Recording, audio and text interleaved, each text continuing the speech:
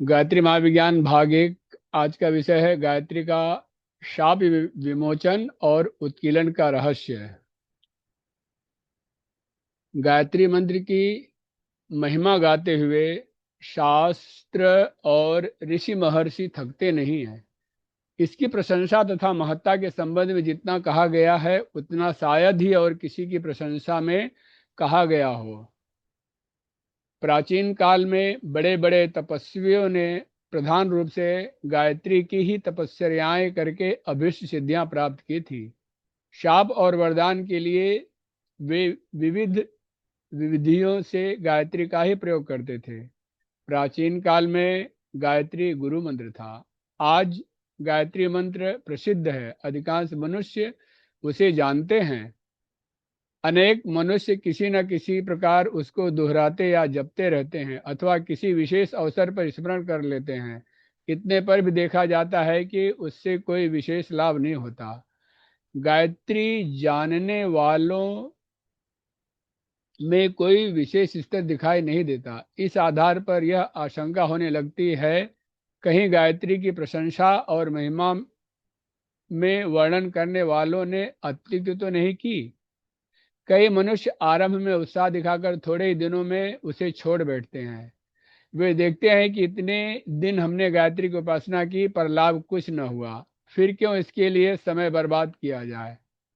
कारण यह है कि प्रत्येक कार्य एक नियत विधि व्यवस्था द्वारा पूरा होता है। चाहे जैसे चाहे जिस काम को चाहे जिस प्रकार करना आरंभ कर दिया जाए तो अभीष्ट परिणाम नहीं मिल सकता। मशीनों द्वारा बड़े बड़े कार्य होते हैं पर होते तभी हैं जब वे उचित रीत से चलाई जाएं। यदि कोई अनाड़ी चलाने वाला मशीन को यूं ही अंधधुंध चालू कर दे तो लाभ होना तो दूर, उल्टे कारखाने के लिए तथा चलाने वाले के लिए संकट उत्पन्न हो सकता है।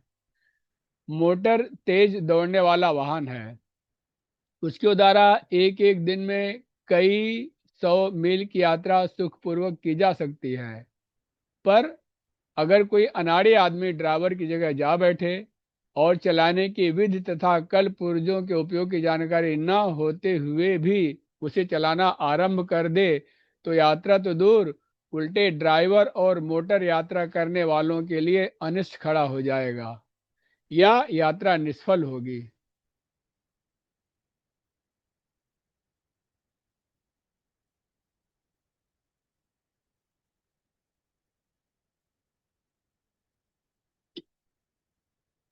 ऐसी दशा में मोटर को कोसना, उसकी शक्ति पर अविश्वास कर बैठना उचित नहीं कहा जा सकता। अनाड़ी साधकों द्वारा की गई उपासना भी यदि निष्फल हो तो आश्चर्य की बात नहीं है।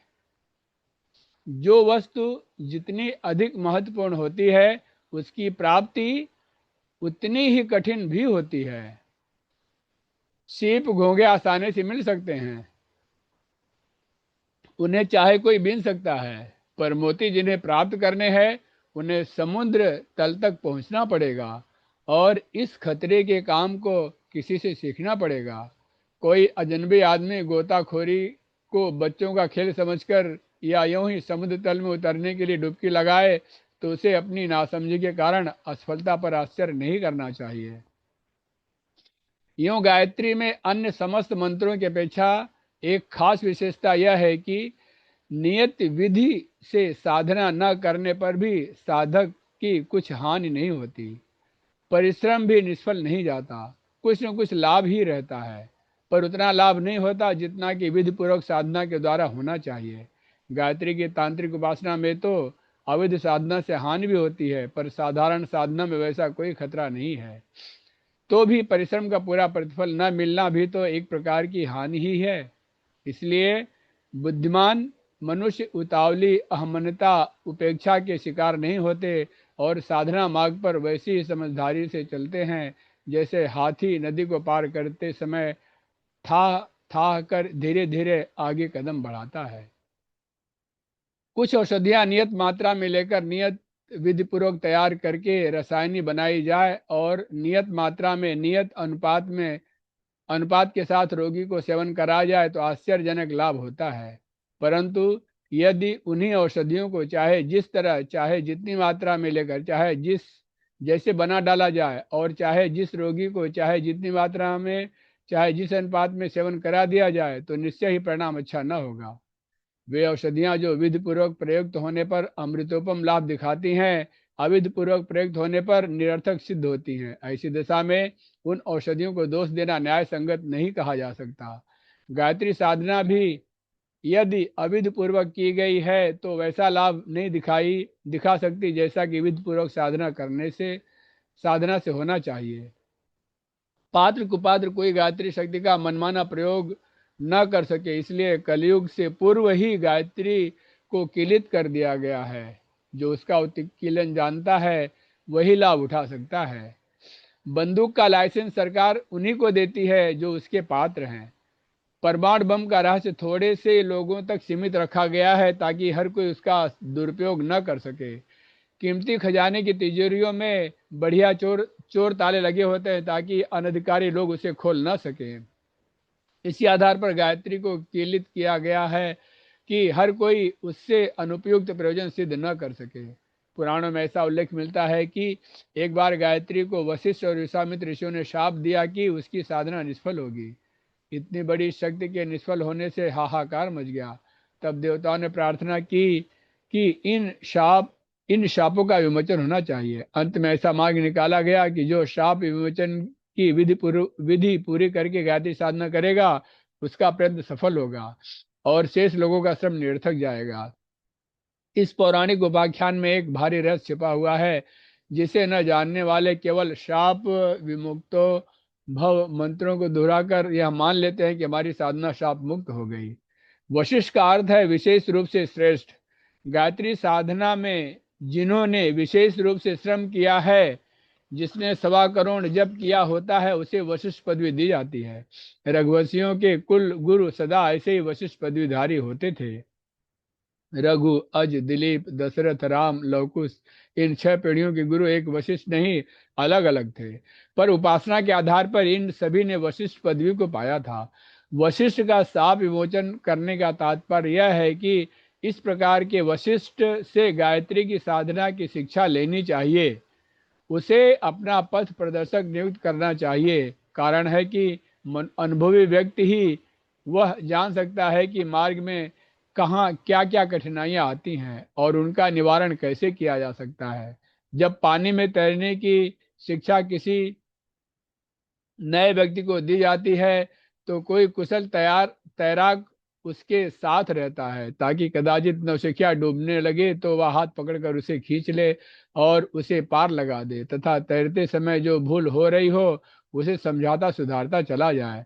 यदि कोई शिक्षक तैराक न हो और तैरना सीखने के लिए बालक मचल रहे हों तो कोई वृद्ध विनोदी पुरुष उन बालकों को समझाने के लिए ऐसे कह सकता है कि बच्चों, तालाब में न उतरना, इसमें तैराक गुरु का शाप है। बिना गुरु का शाप मुक्त हुए तैरना सीखोगे तो वह निष्फल होगा। इन शब्दों में अहंकार तो है, शाब्दिक अत्युक्त भी इसे कह सकते हैं, पर तथ्य बिल्कुल सच्चा है। बिना शिक्षक की निगरानी के तैरना सीखने की कोशिश करना एक दुस्साहस ही है। 1.25 करोड़ जप की साधना करने वाले गायत्री उपासक को वशिष्ठ की संरक्षा प्राप्त कर लेना ही वशिष्ठा विमोचन है। इससे साधक निर्भय निधड़क अपने मार्ग पर तेजी से बढ़ता चलता है। रास्ते की कठिनाइयों को वह संरक्षक दूर करता चलता है, जिससे नए साधक के मार्ग में बहुत सी बाधाएं अपने आप दूर हो जाती हैं और अभिष्ट उद्देश्य तक जल्दी ही पहुंच जाता है। गायत्री को केवल वशिष्ठ का ही साप नहीं, एक दूसरा साप भी है, वह है विश्वामित्र का। इस रत्न कोश पर दोहरे ताले जड़े हुए हैं ताकि अधिकारी लोग ही इसे खोल सकें और ले भागो जल्दबाज अश्रद्धालु हरामखोरों की दाल न गलने पावे। विश्वामित्र का अर्थ है संसार की भलाई करने वाला, परमार्थी, उदार सत्पुरुष, कर्तव्यनिष्ठ। गायत्री का शिक्षक केवल वशिष्ठ गुण वाला ही होना ही तात्पर्य नहीं है, वरन उसे विश्वामित्र भी होना चाहिए। कठोर साधना और तपस्या द्वारा बुरे स्वभाव के लोग भी सिद्ध प्राप्त कर लेते हैं। रावण वेद पाठी था, उसने बड़ी बड़ी तपस्या करके आश्चर्यजनक सिद्धियां भी प्राप्त की थी। इसी प्रकार वह वशिष्ठ पदवीधारी तो कहा जा सकता है, पर विश्वामित्र नहीं, क्योंकि संसार की भलाई के धर्माचार एवं परमार्थ के गुण उसमें नहीं थे। स्वार्थी, लालची तथा संकीर्ण मनोवृत्ति के लोग चाहे कितने ही बड़े सिद्ध क्यों न हो, शिक्षण किए जाने योग्य नहीं। यही दोहरा शाप विमोचन है। जिसने वशिष्ठ और विश्वामित्र गुण वाला पथ प्रदर्शक गायत्री गुरु प्राप्त कर लिया, उसने दोनों शापों से गायत्री को छुड़ा लिया। उनकी साधना वैसा ही फल उपस्थित करेगी जैसा कि शास्त्रों में वर्णित है।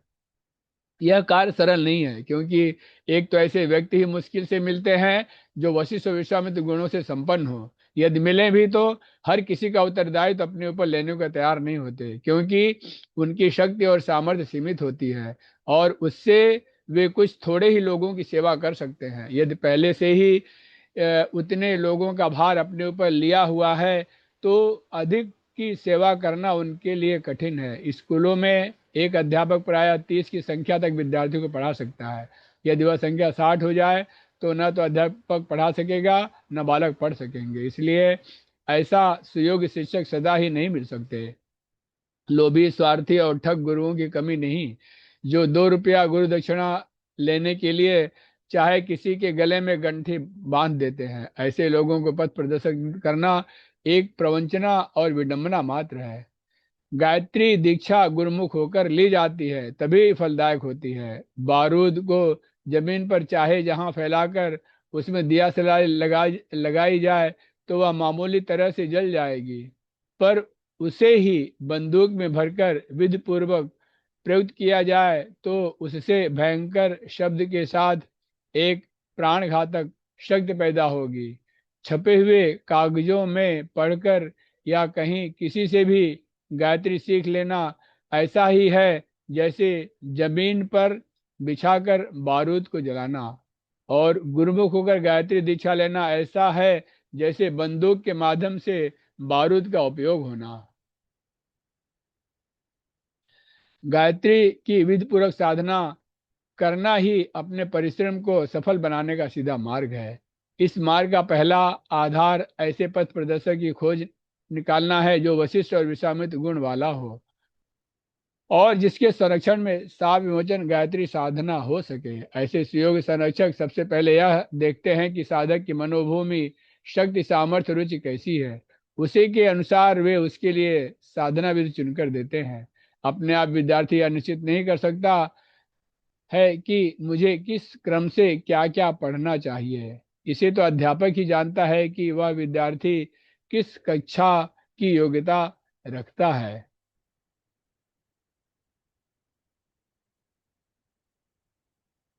और इसे उसे क्या पढ़ाया जाना चाहिए।